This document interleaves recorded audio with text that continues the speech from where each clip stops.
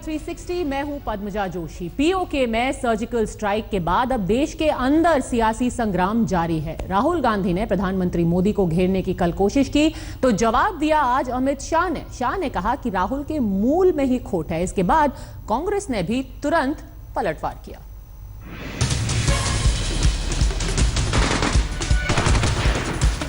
आप दलाली कर रहे हो, ये बिल्कुल गलत है। घर के सियासी झगड़े की आंच में पाकिस्तान हाथ सेंक रहा है। दिल्ली के मुख्यमंत्री अरविंद केजरीवाल के बाद पाकिस्तानी मीडिया में मुद्दा वही है, सर्जिकल स्ट्राइक, लेकिन राहुल का स्टैंड जरा अलहदा था।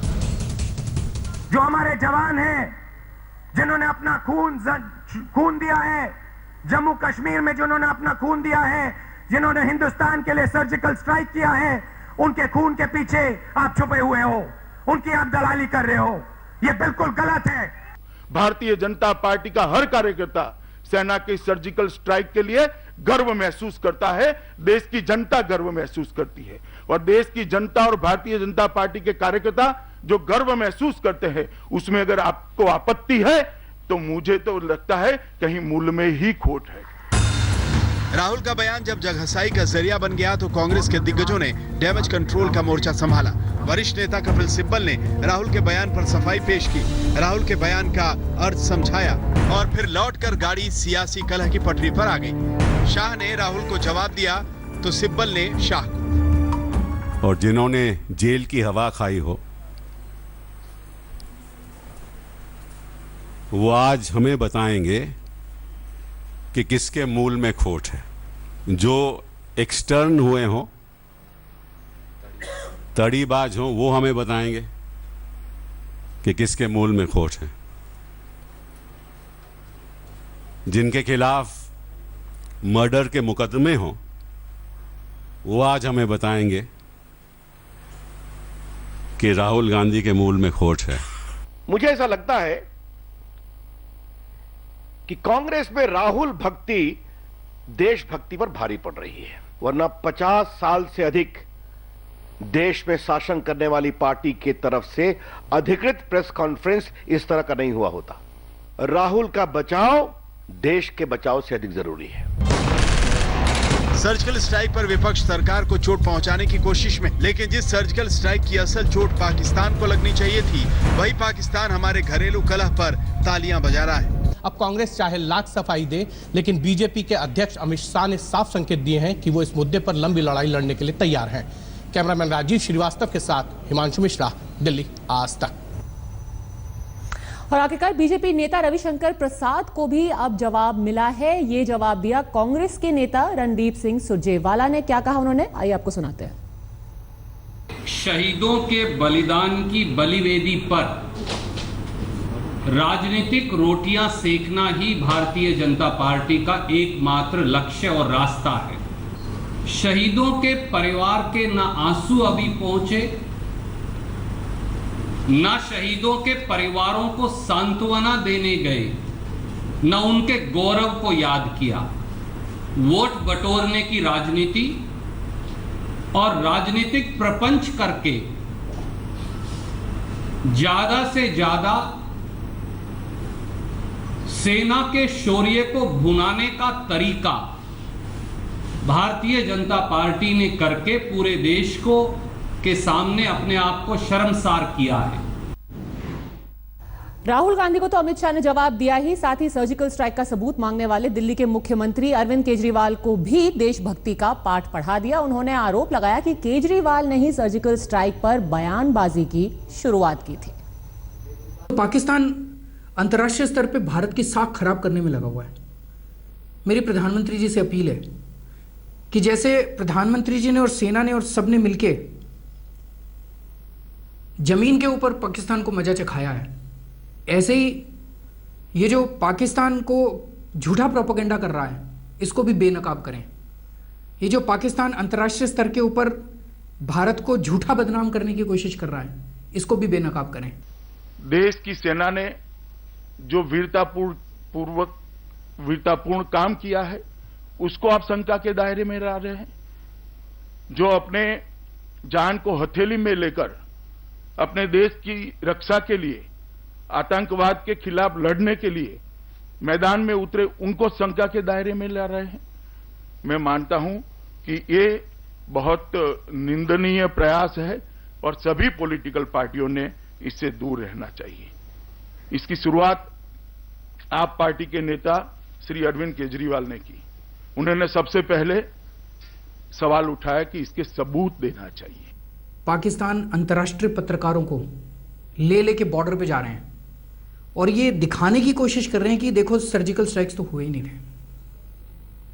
2 दिन पहले यूनाइटेड नेशंस ने बयान दिया है कि इस तरह की बॉर्डर के ऊपर कोई हरकत नहीं देखी गई। अभी कल CNN वाले एक रिपोर्ट चला रहे थे, उसमें ये दिखाने की कोशिश कर रहे थे, उनकी पत्रकार कह रही थी कि पाकिस्तान की सरकार एक बस भर के अंतर्राष्ट्रीय पत्रकारों को बॉर्डर पे लेके गई है और वहाँ ये दिखा रहे हैं कि देखो भारत कह रहा था यहाँ पे सर्जिकल स्ट्राइक हुए हैं, यहाँ तो कुछ भी नहीं हुआ। और केजरीवाल जी के निवेदन के बाद आपने शायद सोशल मीडिया में देखा होगा, कल पाकिस्तान में एक ट्रेंड हो गया कि केजरीवाल सपोर्ट पाकिस्तान। ये मेरे पास है, आप लोगों को भी बाद में दिया जाएगा। तो उससे ही मालूम पड़ता है कि इनके प्रयास किसका फायदा करा रहे हैं।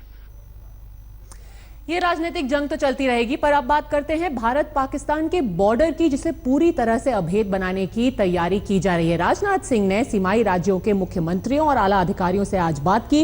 उन्नत तकनीक के जरिए सीमा को 2018 तक पूरी तरह से अभेद किला बनाने की अब तैयारी है।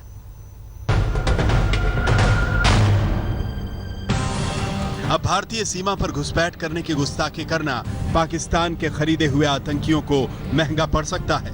पाकिस्तान से सटी भारतीय सीमाएं न केवल एडवांस सुरक्षा इंतजामों से लैस होंगी, बल्कि दुश्मन की हर हरकत का माकूल जवाब देने की तैयारी भी रहेगी। होम मिनिस्ट्री ने एक टारगेट तय किया है कि इंडो पाक सीमा को दिसंबर 2018 तक पूरी तरह से सील कर दिया जाए। जैसलमेर में गृह मंत्री राजनाथ सिंह ने पाकिस्तान की सीमा से जुड़े राज्यों के मुख्यमंत्रियों और अधिकारियों से इस बारे में बात की और कई अहम फैसले लिए, जिसके मुताबिक बॉर्डर सिक्योरिटी ग्रिड की स्थापना की जाएगी। ग्रिड को फाइनल शेप देने के लिए काम किया जाएगा। दिसंबर 2018 तक भारत पाक सीमा पूरी तरह से सील होगी। NSA और मुख्य सचिव इसकी निगरानी करेंगे। इसकी मॉनिटरिंग मासिक, तिमाही और सालाना होगी। इसके लिए मॉनिटरिंग फ्रेमवर्क किया जाएगा। मीटिंग में राज्यों को हिदायत दी गई कि BSF की शिकायत पर मुस्तैदी दिखाएं।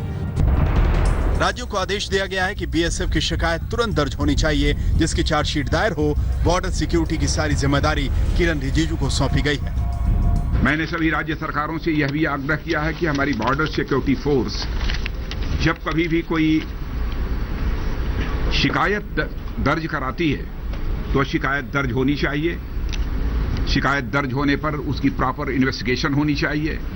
इन्हीं राज्यों की भौगोलिक स्थिति का फायदा उठाकर पाकिस्तान हिंदुस्तान की सरजमी पर आतंक फैलाने की हिमाकत करता है, जिसका मुंहतोड़ जवाब देने के लिए भारत ने सीमाओं को सील करने का फैसला किया है।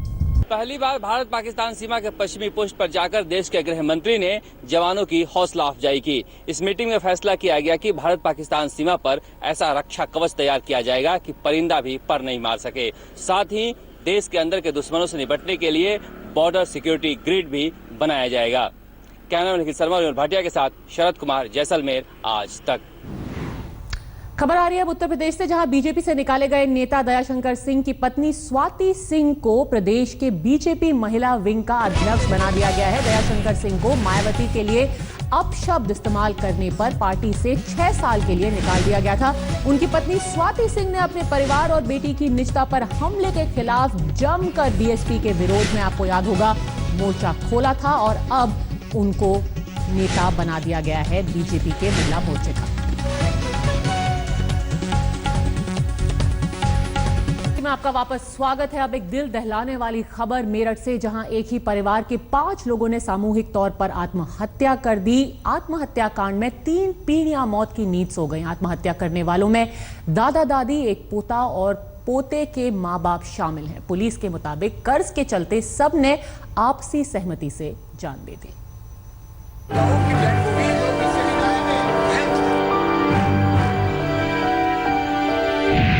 चंद लम्हों में एक खानदान का खात्मा, एक ही परिवार के 5 लोगों की सुसाइड। मेरठ की रघुकुल कॉलोनी, सुबह करीब 9 बजे। शुक्रवार की सुबह तक इस घर के बाहर इतनी भीड़ नहीं थी, लेकिन शुक्रवार सुबह जब पता लगा कि एक व्यापारी के परिवार के 5 लोगों ने सामूहिक आत्महत्या कर ली है, तो हड़कंप मच गया। उनके अकाउंटेंट आए, उन्होंने दरवाजा खटखटाया तो दरवाजा नहीं खुला। करीब 9:30 की बात है। उसके बाद घर के सामने श्री अनुज मित्तल रहते हैं, उनको बुलाया गया। उन्होंने पुलिस को इतला दी। उन्होंने भी पहले कोशिश की दरवाजा खुल जाए, दरवाजा नहीं खुला। उन्होंने फिर पुलिस को सूचना दी। पुलिस सूचना मौके पर आई, तुरंत तत्काल आई और फिर वो छत के ऊपर से और लोगों के साथ उन्होंने छत का दरवाजा तोड़ के जब नीचे घुसे तो देखे कि एक कमरे में एक जगह 4 डेड बॉडी मिली है जो फांसी लगाए हुए हैं और उनके फादर जो मोहन अरोड़ा है, ऐसा प्रतीत होता है कि उन्होंने जहर खाया। पुलिस जब मकान में दाखिल हुई तो 2 महिलाओं और 2 युवकों समेत 4 लाश फंदे पर झूलती नजर आई और 5वीं लाश कमरे में पड़ी मिली। ये लाश थी 70 साल के मोहन अरोड़ा, 60 साल की उनकी पत्नी कृष्णा अरोड़ा, मोहन अरोड़ा का 40 साल का बेटा विनीत अरोड़ा, विनीत अरोड़ा की पत्नी पूजा और इन दोनों का 15 साल का बेटा अभिषेक। पुलिस के मुताबिक इस परिवार ने आपसी सहमति से सामूहिक आत्महत्या की है और इसके पीछे वजह बताई जा रही है कारोबार में घाटा और बहुत बड़ा कर्ज। सुसाइड नोट में ये लिखा गया है कि वो फाइनेंशियल लॉस लगातार पिछले कुछ सालों से फाइनेंशियल लॉस में है। अब वो और अधिक इसको बर्दाश्त नहीं कर सकते, अतः उन्होंने लिखा है कि हमने अपने परिवार वालों से विचार विमर्श करके, जिसमें उनके परिवार वाले हर्ष स्वीकार हो गए उनके इस प्रस्ताव से कि वो सब एक साथ ही आत्महत्या कर ले ताकि भविष्य में उनको किसी तरह की परेशानी ना हो। फिलहाल पुलिस मामले की जांच पड़ताल में लगी है। सुसाइड नोट के मुताबिक कारोबार में घाटे और कर्ज ने एक परिवार को जान देने पर मजबूर कर दिया। उस्मान चौधरी, मेरठ, आज तक। आप देख रहे हैं इंडिया 360। अभिनेता नवाजुद्दीन सिद्दीकी अपने कस्बे बुढ़ाना की रामलीला में मारीच का रोल करने वाले थे, लेकिन शिवसेना कार्यकर्ताओं ने उनके धर्म का हवाला देते हुए ऐन वक्त पर उन्हें मंच पर नहीं चढ़ने दिया। इस मामले में अब पुलिस ने शिवसेना के कार्यकर्ताओं पर मामला दर्ज किया है।